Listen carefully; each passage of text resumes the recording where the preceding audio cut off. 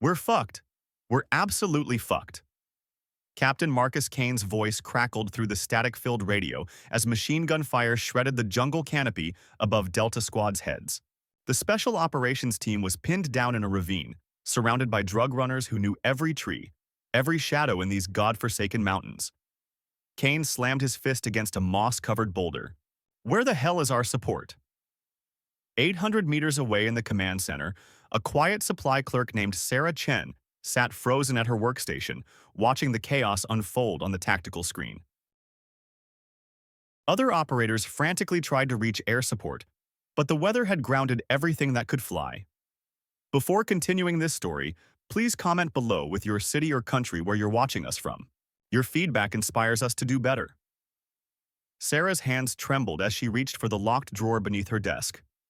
The drawer she had sworn never to open again. "Sir," the radio operator's voice was hollow. "No one's available.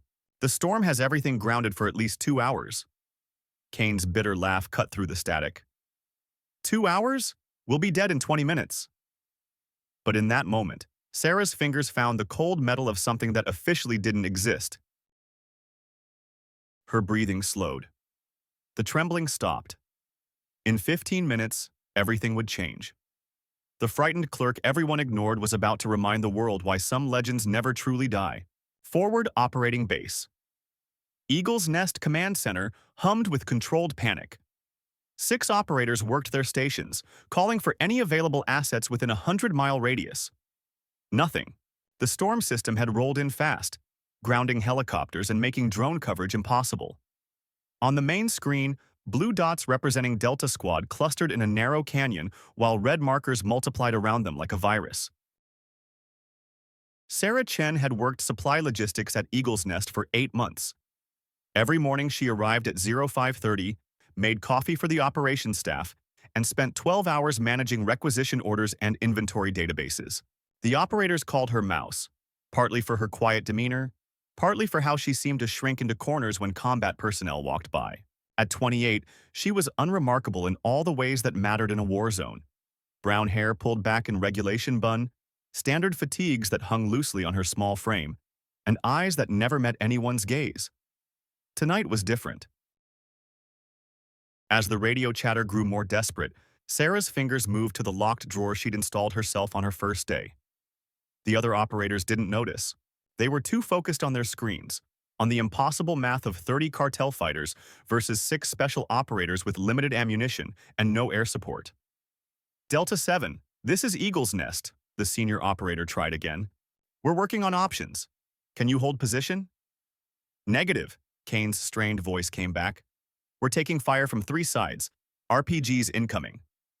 An explosion thundered through the speakers, followed by screams and fresh automatic weapons fire. Sarah's hand froze on the drawer handle. 3 years. 3 years she'd kept her promise to disappear, to become nobody, to let the world believe that particular ghost had been buried. But promises meant nothing when good people were about to die. She pulled the drawer open. Inside lay a rifle case, unlike anything in the standard armory. Black polymer with biometric locks, no identifying marks except a small engraving that looked like a coiled serpent. Beneath it, folded with military precision, lay a ghillie suit that had been modified in ways not taught in any manual. The fabric wasn't just camouflage, it was artistry, crafted by someone who understood that in the jungle, the difference between invisibility and death was measured in millimeters. Colonel Harrison walked into the command center just as Sarah lifted the case onto her desk. He was a tall man, hardened by 30 years of service, with eyes that had seen too much to be surprised by anything. Except this. He stopped mid-stride, coffee mug frozen halfway to his lips. Their eyes met across the room. In that look were 3 years of shared secrets, careful manipulations, fiction maintained for reasons that went beyond what either of them could safely touch. Harrison's expression cycled through surprise, concern, and finally grim acceptance. He nodded almost imperceptibly. "I'll handle the questions," he said quietly. "You handle the problem." Sarah was already moving. She slung the rifle case over her shoulder and grabbed the ghillie suit, heading for the door that led to the motor pool. As she passed, one of the junior operators looked up from his screen. Where's Mouse going with that gear? Harrison's voice was flat. Getting some air. Storm's making everyone nervous. The operator had already turned back to his screen, missing the small tattoo that peeked from beneath Sarah's rolled sleeve as she pushed through the door. A viper, coiled and ready to strike, with eyes that seemed to track the observer. The kind of ink that required special clearance from artists who didn't advertise and didn't ask questions.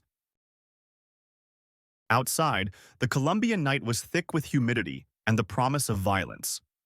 Rain hammered down in sheets, turning the base into a maze of mud and shadows. Sarah moved through it like she'd been born to darkness, her movements economical and precise. She'd covered 200 meters before anyone thought to wonder why a quiet supply clerk knew exactly where the blind spots in the base's surveillance cameras were located. The jungle's edge beckoned, a wall of blackness beyond the perimeter lights. Sarah stopped at the fence line, assembling her rifle with movements so practiced they were meditation. Her steady fingers expertly assembled a specialized long-range optical targeting system. This was military-grade thermal imaging technology, originally developed for satellite surveillance but adapted for extreme jungle warfare conditions. Advanced atmospheric sensors could penetrate triple canopy vegetation and calculate bullet drift through humid air with surgical precision that civilian equipment could never achieve. Each component clicked into place with the satisfying precision of a Swiss timepiece. Delta 7, this is Eagle's Nest, the radio crackled in her earpiece. Still working those options. ETA unknown. Kane's response was more gunfire than words. We don't have unknown. They're moving to flank. Where's our goddamn help? Sarah finished assembly and pulled on the ghillie suit. The fabric was heavier than it looked, weighted down with local vegetation she'd been collecting and treating for months, telling anyone who asked that it was for a hobby project. Now that vegetation would help her vanish into the jungle like smoke in air. She switched her radio to the tactical frequency. Her voice, when it came, was different from the mouse everyone knew. Lower, steadier, with an edge that could cut glass. Delta Squad, new call sign on net. Stand by for fire support. The silence that followed was deafening. Even the gunfire seemed to pause as 6 special operators tried to process what they'd just heard. A woman's voice, calm as frozen lake water, promising fire support where none existed. Kane was first to recover, his response dripping contempt. Outstanding. What secretary found a radio? Lady, get off this goddamn frequency. This is a tactical channel for operators. Enemy sniper, northwest, 3rd branch up, approximately 40 meters from your position, Sarah interrupted, her voice carrying that same unsettling calm. Duck in 3, 2, 1. The crack of her rifle split the night like thunder. Through the radio, she heard the wet sound of impact, followed by breaking branches as a body crashed through the canopy. The cartel sniper landed 5 feet from Kane's position. Clean hole center forehead. The tactical channel went silent. Completely, absolutely silent. Sarah was already moving, gliding through the undergrowth like water through stones. The rain helped, masking sound and washing away tracks. She'd covered 50 meters in under a minute, finding an elevated position she'd scouted months ago during one of her walks that everyone assumed were just Mouse's quirks. Delta 7, she said, settling into position. Confirm visual on the body. Lieutenant Martinez's voice came through shaky with disbelief. Confirmed. Target down. Who is this? Who the hell is this? Someone who's going to get you home. Now listen carefully. You've got 15 hostiles approaching from the north, spread in standard flanking formation. Squad leader carrying a radio pack. 3rd from the left. On my command, suppress the canyon entrance. Kane found his voice again, but the contempt had been replaced by confusion. How can you see that?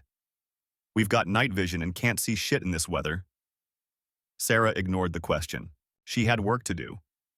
Through her scope, the jungle revealed its secrets in gradients of heat. The cartel fighters were moving well. She'd give them that. Disciplined intervals, overlapping fields of fire, using terrain like men who'd grown up in these mountains. But discipline meant patterns, and patterns meant predictability. Execute, she said. Delta Squad opened suppressing fire, forcing the flanking element into cover. In that moment of transition, when movement stopped and positions were revealed, Sarah went to work. 6 shots in 8 seconds. 6 thermal signatures cooling in the rain. The surviving cartel fighters scrambled for cover. Their careful approach dissolved into chaos. Jesus Christ, someone whispered over the radio. Sarah thought it might have been Kane, but she was already changing position. The thing about being dead was that it freed you from certain constraints. Sarah Chen, supply clerk, had to follow rules, had to be nobody, had to accept the daily humiliations of invisibility. But the woman in the ghillie suit, the one whose file had been burned 3 years ago in a basement in Langley, had no such limitations. She was a ghost, and ghosts could do impossible things. New contact, southwest, she reported, eye to scope. Count 30 plus. They're carrying RPGs. 30? Kane's voice cracked. We can't hold against 30. You won't have to. Hold position and keep your heads down. It's about to get loud. Through the thermal scope, Sarah studied the approaching force. These weren't jungle bandits with AK-47s. The way they moved, how they held their weapons, the hand signals she caught glimpses of. This was a trained unit. Somewhere in their ranks would be their leader, and somewhere behind him would be their best shooter. Find them, eliminate them, and the rest would scatter. There, a thermal signature hanging back, directing others forward, radio antenna protruding from his pack. The shot would be complicated. 1,400 meters through dense vegetation with crosswinds gusting up to 30 miles per hour. The kind of shot that existed in training manuals as theoretically possible but rarely attempted in actual combat. Sarah began her breathing sequence, the one that had been drilled into her so long ago it was autonomic. Inhale through nose, hold, exhale through mouth. Her heartbeat dropped. 45 beats per minute. 40. 38. At 35, the world narrowed to scope, target, and the space between. The rifle fired. 1,400 meters away, the cartel leader's head snapped back. His men scattered like roaches when the lights come on, discipline shattered by the impossible reality that someone somewhere in the darkness could reach out and touch them at will. Target eliminated, Sarah reported. They're reconsidering their life choices. This time it was definitely Kane who laughed. A sound caught between hysteria and awe. Who the fuck are you? Someone who needs you to move in 30 seconds. Can you make it to those rocks 20 meters northeast? The ones that look like a broken tooth? That's open ground. Not for long. Move. Sarah crawled back from her position, melting into the undergrowth. Now she had their attention. Every cartel fighter was looking at the ridgelines, wondering which shadow concealed death. Time to use that fear. She'd moved 200 meters when her earpiece crackled with a new voice. Older, calmer, with an accent that suggested European training. I know you're listening, shooter. This is Eduardo Cazador. Perhaps you've heard of me. Sarah's blood chilled. El Cazador, the hunter. Former Mexican Special Forces, trained at Fort Bragg before going mercenary. His file had crossed her desk once, back when she had a desk that mattered. 32 confirmed kills. Methodology suggested American training with Russian influences. If he was here, this wasn't random. Someone had paid serious money to eliminate Delta Squad. I've heard of many people, she replied, continuing to move. Most of them are dead. His laugh was rich, genuine. Ah, a woman. How delightful. Tell me, señorita, where did you learn to shoot? That was beautiful work with Miguel. Very clean. Finishing school. We had a very comprehensive curriculum. Indeed, I think perhaps we attended similar schools. Tell me, do they still teach walking technique at Benning? Or did you learn that somewhere more exclusive? Sarah's jaw tightened. He was fishing, but fishing in the right pond. She switched to Delta Squad's frequency. Move now, northeast to the rocks. Through her scope, she watched the special operators break cover, moving in pairs while others provided overwatch. Professional, smooth, trained, but exposed for 15 seconds of open ground. More than enough time for a good shooter. The muzzle flash came from the east, exactly where she'd expected. Sarah was already squeezing her trigger, sending her bullet on an intercept course. Not at the shooter, at his bullet. A one-in-a-million shot that existed more in theory than practice, deflecting one projectile with another. Her round caught his 2 feet from Martinez's head, both bullets spinning off into darkness. Madre de Dios, Cazador breathed over the radio. You're not just... That's impossible. Delta Squad, hold position, Sarah ordered, already moving again. The game had changed. Cazador wasn't just good. He was apex predator good. The kind of shooter who could make her work for it. Tell me your name, Cazador said. Professional courtesy. I am Eduardo Cazador, formerly of Grupo Aeromóvil de Fuerzas Especiales. And you? Sarah considered lying, but lies were for people who planned to survive their secrets. Once upon a time, they called me Viper. The silence that followed was profound. Even the jungle seemed to hold its breath. When Cazador spoke again, his voice had lost its playful edge. Number Viper died in Operation Serpent. Kandahar, 3 years ago. CIA confirmed it. CIA confirms a lot of things, doesn't make them true. Prove it. The real Viper had a signature. Show me. Sarah smiled grimly. He wanted a demonstration. Fine. Through her scope, she identified 5 targets spread across a 300-meter arc. In training, this was called the Viper Strike. 5 shots in 5 seconds, each from a different firing position, creating the illusion of multiple shooters. It required perfect muscle memory, absolute spatial awareness, and the kind of reflexes that came from genetics as much as training. She took a breath, held it, and became a weapon. The first shot came from her primary position, catching a cartel soldier trying to advance on Delta Squad's left flank. Before the brass hit the ground, Sarah was moving, sliding 8 meters through mud and undergrowth to position 2. Shot number 2 dropped a machine gunner setting up on the ridge. She rolled, came up in a crouch, acquired target 3, another flanker, and put him down before his partner realized what was happening. 10-meter sprint to position 4. Slide behind a fallen log just as return fire sparked where she'd been. Shot 4 took the partner center mass. Without pause, she pivoted 45 degrees, found the 5th target trying to call for backup on his radio, and permanently ended his transmission. 5 shots, 5 kills, 5 seconds. The jungle fell silent except for rain and the ragged breathing of frightened men. Mio Dios, Cazador's voice was reverent. It really is you, La Vibera herself. But how? I saw the reports after the operation. Your entire squad was killed in Kandahar. The building collapsed. Reports can be edited, Sarah cut him off, already shifting to her next position. Bodies can be misidentified. Sometimes people need to die so they can do what needs doing without congressional oversight interference. Through her scope, she caught movement. Cazador was repositioning too, using the conversation to mask his approach. CIA killed you to make you a better weapon, understanding crept into his voice.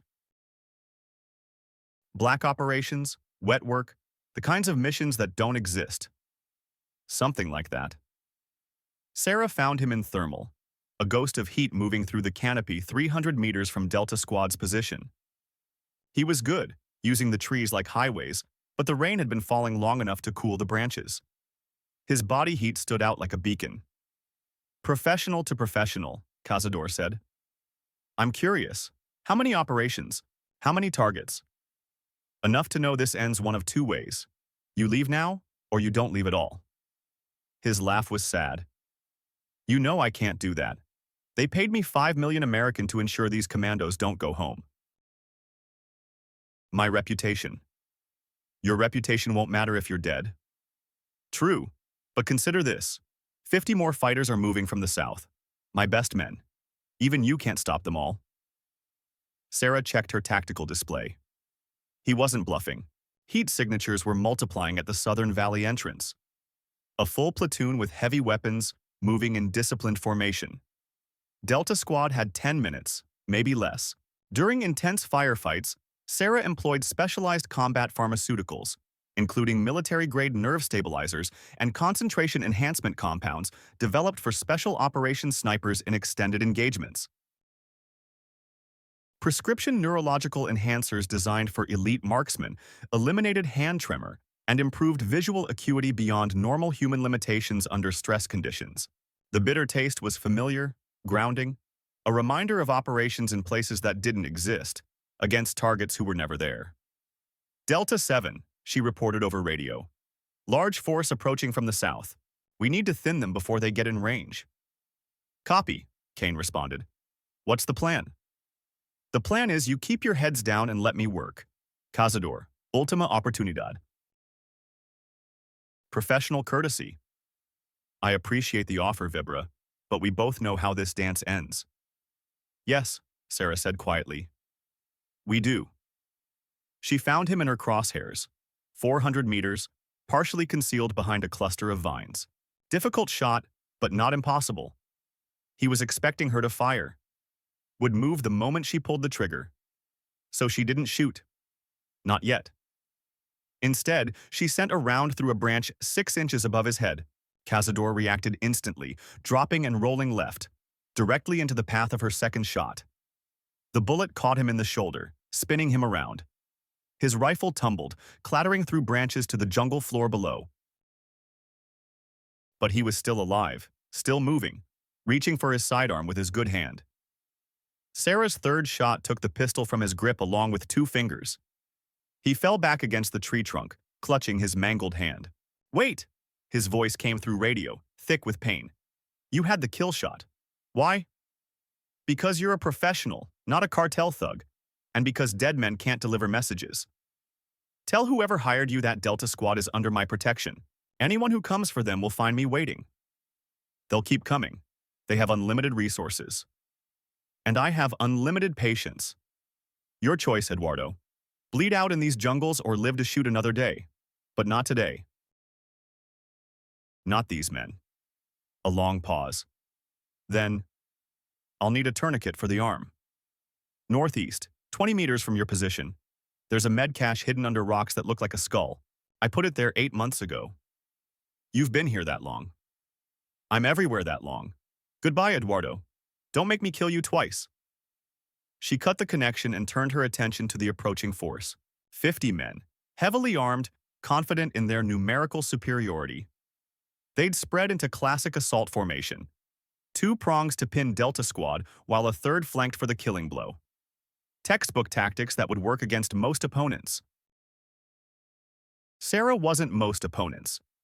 She started with their communications, sending precise shots through every visible radio antenna. Without coordination, 50 men became 5 groups of 10, each assuming the others were still in contact. Then she went after the heavy weapons, RPG carriers first, then machine gun teams. Each shot placed to wound rather than kill. Wounded men screamed. Screaming men destroyed morale. Jesus Christ, Kane whispered over radio. She's tearing them apart. Sir, Martinez's voice was odd. Shot patterns. I've seen this before. Operation Serpent, classified footage. This can't be. Kane cut him off. She's dead. The whole squad died in Kandahar. Dead people make the best ghosts, Captain. Sarah's voice was steady despite the fatigue creeping into her muscles. 3 years of playing mouse had made her soft. The concentration enhancers could only do so much. Your extraction window is opening. North-northeast, following the canyon. Move now while they're in disarray. Who are you? Kane demanded. Really? Who the hell are you? Sarah repositioned again, muscles remembering trails her mind had mapped months ago. The cartel fighters were starting to panic now, firing blind into the jungle. Their muzzle flashes gave away positions, made them easy targets. 3 years ago, CIA needed someone who could operate in places American soldiers couldn't go. Someone who could eliminate threats without leaving fingerprints. They found 12 of us, all women, all with unique skill sets. They called us Viper Squad. Another position change, another perfectly placed shot. The remaining cartel fighters were in full retreat now, dragging wounded comrades, abandoning weapons and equipment. Sarah let them go. The message would spread. These mountains were protected by something that killed from darkness. Fear was more effective than bullets. Viper, Kane said slowly, like he was tasting the word. Holy shit, you really are her. The ghost sniper. We thought those were just stories. Stories are all that's left of us, Captain. Now move. Your transport will be here in 5 minutes. How do you... The distant thrum of rotors answered his question. Somehow, despite the weather, despite the stand-down orders, helicopters were flying. Sarah smiled grimly. Colonel Harrison was calling in favors. Good man. She watched through her scope as Delta Squad moved out, professional even in retreat. They'd make it. Mission complete. Time for her to fade back into the shadows. Where are you, Viper? The voice came from directly behind her. Sarah froze, calculating angles and distances. 3 meters, elevated position, no cover between them. She'd been so focused on the valley she'd missed the approach. Hands where I can see them, rifle on the ground. Slowly she complied, setting down her rifle and raising her hands. In her peripheral vision she caught black tactical gear, suppressors, the kind of equipment that didn't appear in standard Army inventories.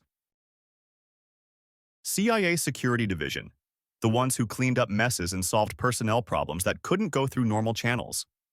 The leader was young, under 30, with the kind of face that had never known real hardship. Ma'am, we're here to bring you in. Langley has questions about your activities. I'm sure they do. Sarah kept her voice calm, hands visible. Let me guess. Someone noticed the ammunition discrepancies. Or was it the medical supplies I requisitioned? You've been operating without authorization for 3 years. Tonight it ends. Ends? Sarah smiled. Tell me, Agent, what's your name? That's not relevant. Thompson, she said, reading his micro-expressions. First name? David. Number Daniel. Daniel Thompson. Recruited from Penn State. Fast-tracked because your cyber skills compensated for mediocre fieldwork. This is your first hot extraction, isn't it? Thompson's grip on his weapon tightened. How? Because I wrote your psychological evaluation when I had a desk at Langley, before I became inconvenient. Tell me, Daniel, do you know why they really sent you for me? You're a rogue asset, a security threat. I'm a reminder, Sarah corrected, of operations gone wrong, of agents left behind, of promises broken. They want me gone because every day I exist is another day someone might ask uncomfortable questions about Operation Serpent. The sound of approaching helicopters grew louder. Not just extraction birds, Sarah could distinguish at least 2 other sets of rotors. Heavy ones. Colonel Harrison wasn't just calling in favors, he was mobilizing a small army. Here's what's going to happen, Sarah said. You're going to report that you found no trace of the rogue asset, that whoever was operating in this area must have moved on. You'll do this because the alternative is explaining to your superiors how you lost a 3-man team to a single operator who's supposedly been out of the game for 3 years. You're threatening us. I'm offering you a chance to walk away. Same offer I gave Cazador. Professional courtesy. Lights blazed through the canopy as the first helicopter passed over their position. The door gunner held an M240 trained on the clearing. A voice crackled through loudspeakers. CIA Security Team, this is Colonel Harrison, United States Army. You are in violation of operational security protocols. Stand down immediately. Thompson looked at the circling aircraft, then back at Sarah. This won't end here. They'll keep sending teams. Let them come. I'll be waiting. She stepped backward, dissolving into shadows. Oh, and Daniel? Check your sidearm. Thompson's hand flew to his holster, finding it empty. His pistol lay disassembled at his feet, broken down to components in the seconds he'd been distracted by the helicopter. His partners spun with weapons raised, but Sarah was already gone. Only her voice remained, drifting from the darkness. Tell Langley that Viper is dead. She died in Kandahar with her sisters. What's left is just a ghost, and you can't kill what's already dead. 6 months later, Sarah Chen sat in her small office at Forward Operating Base Eagle's Nest, typing requisition orders and filing inventory reports. Her desk was neat, organized, forgettable. The only decoration was a small challenge coin, its surface polished from handling. A trident on one side, a viper on the other. Outside, she could hear Delta Squad preparing for another mission. Kane had specifically requested this forward base for his staging area, claiming it had the best logistical support in theater. The real reason went unspoken but understood. They wanted their guardian angel nearby. A knock at the door interrupted her typing. "Come in." Colonel Harrison entered, closing the door behind him. He looked older than he had 6 months ago, the weight of secrets adding lines to his face. "Any problems with Langley?" Sarah asked without looking up from her screen. "Nothing I couldn't handle." Helps that Delta Squad's after-action report was very specific about the assistance they received. Hard to make someone disappear when 6 special operators are willing to testify to their existence. They're good people.